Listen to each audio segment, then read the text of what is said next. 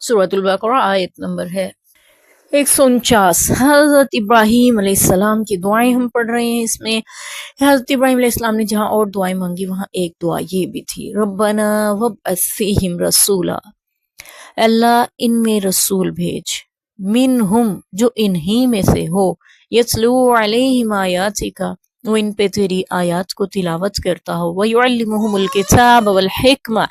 اور ان کو کتاب اور حکمت کی تعلیم دے، ویزکیہم اور ان کا تزکیہ کرے، انک انت العزیز الحکیم بے شک آپ غالب اور حکمت والے ہیں۔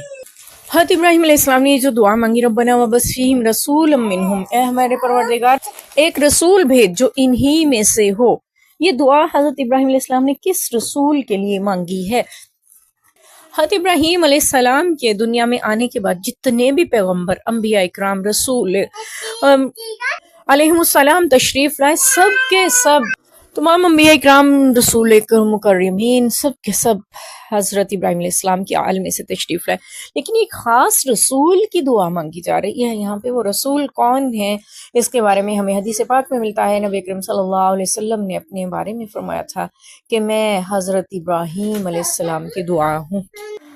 حضرت ابراہیم علیہ السلام کو کیسے پتا تھا کہ ایک رسول جس کے لیے میں دعا مانگ رہا ہوں، اور وہ چاہ رہے تھے کہ وہ خاص رسول ان کی اولاد میں سے پیدا ہو، وہ کس لیے یہ دعا مانگ رہے تھے؟ اس کے بارے میں مختلف روایات سے ہمیں پتہ چلتا ہے کہ اللہ تعالیٰ نے عالم ارواح میں جب وعدہ لیا تھا تمام روحوں سے، الستُ بربکم، کیا میں تمہارا رب نہیں ہوں، تو ساتھ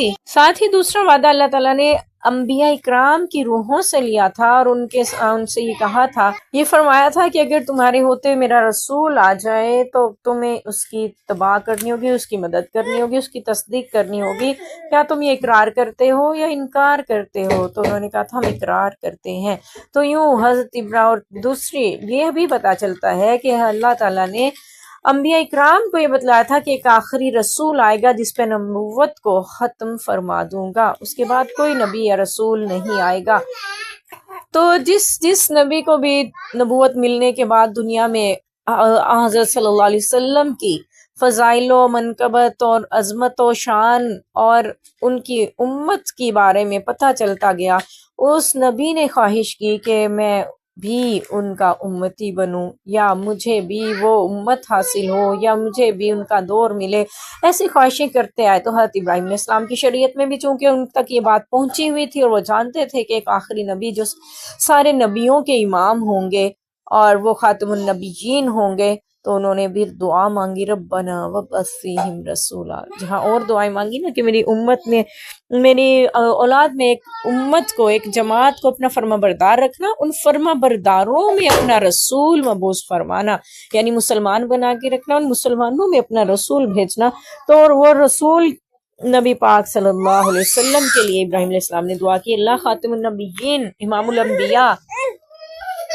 آخری رسول اور نبی جو آپ بھیجیں گے وہ ان مسلمان جماعت میں سے، میری اولاد میں سے بھیجنا۔ حضرت ابراہیم علیہ السلام نے یہ دعا مانگی، اللہ یہ رسول جو آخری رسول، خاتم النبیین، ختم رسول، امام الانبیاء ہوں گے، ان کو میری اولاد میں سے ان لوگوں میں سے جو فرما بردار ہوں گے، مسلمان ہوں گے، ان میں سے مبعوث فرمانا۔ اور یا اللہ مبعوث فرمانے کے بعد ان کا مشن بھی بتا دیا حضرت ابراہیم علیہ السلام، یتلو علیہم آیاتک، وہ ان پہ تیری آیتوں کی تلاوت کرتا ہو۔ تو قرآن پاک کا بھی اس کا مطلب ہے ان کو پتا تھا آخری کتاب لے کے آئے گا وہ نبی، تو وہ تیری اس کتاب کی ان پہ تلاوت کرے۔ یہاں پہ نبی پاک صلی اللہ علیہ وسلم کی ذمہ داریاں اور فرائض جو اللہ تعالیٰ نے ان کو سونپے اور دنیا میں مبعوث فرمایا، ان کا بھی ہمیں پتہ چلتا ہے۔ اس میں سب سے پہلا کام یہ ہے کہ ان اللہ کے قرآن کی آیات کو لوگوں پر پڑھ کر سنائے،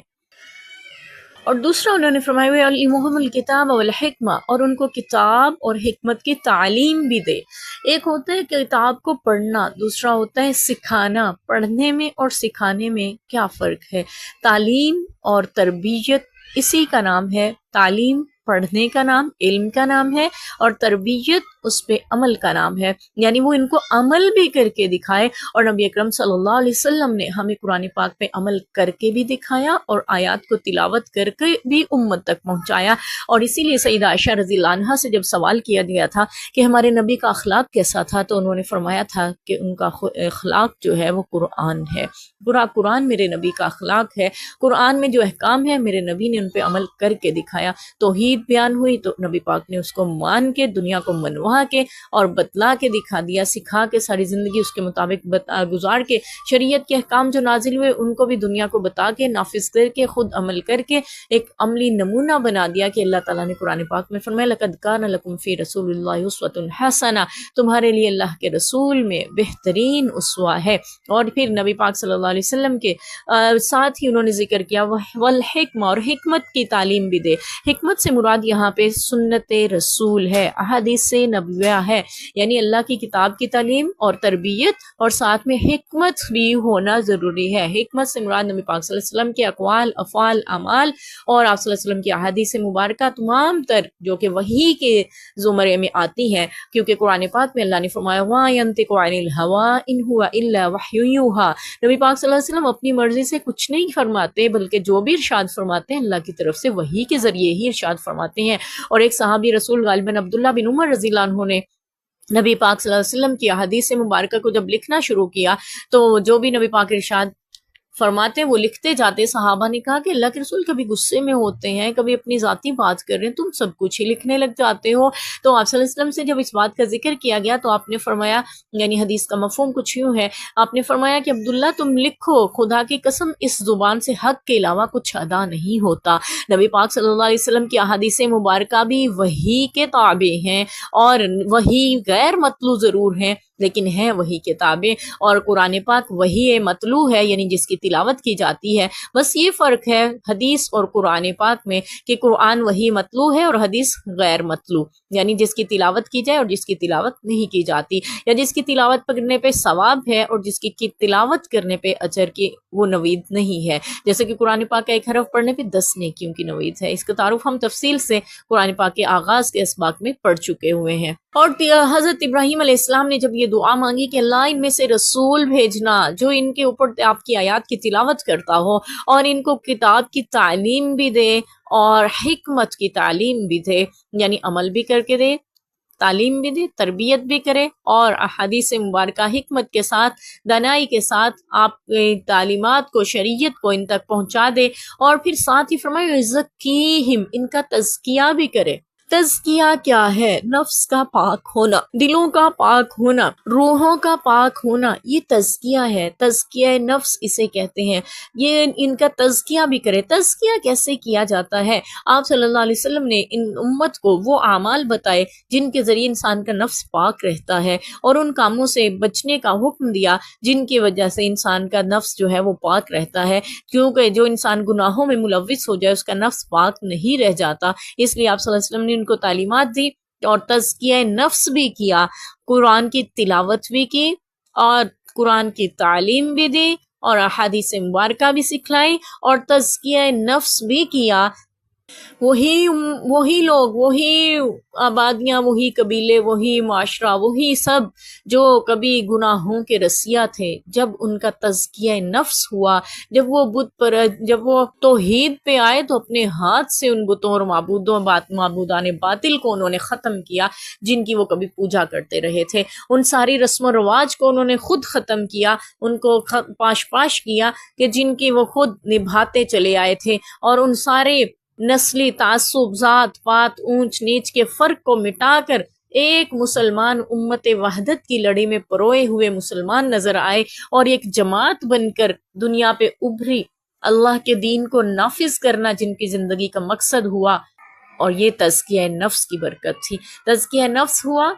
زکیہم، تزکیہ ہوا۔ پھر وہی نگاہیں جو کبھی بھٹکتی پھرتی تھی، اب ان میں حیا اس قدر تھی کہ پلکیں جھکتی رہتی تھیں اور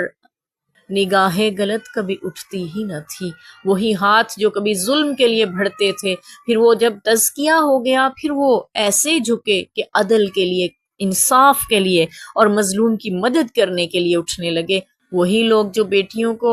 دفن کر دینے والے ہو گئے تھے، وہ جب تزکیہ نفس ہوا تو بیٹیوں کی عزت اور قدر اس قدر کرنے لگے کہ ان کے سروں پہ اپنے آنچل اڑھانے لگے اور ان کے تعلیم و تربیت میں اپنے لیے اجر ڈھونڈنے لگے اور ماؤں کی عظمتوں کو سلام کرنے لگے، بہنوں کے آنچل کی حفاظت کرنے لگے، غیرت مند ہو گئے۔ غیرت کا جاگ جانا ہی اصل میں تزکیہ نفس ہے۔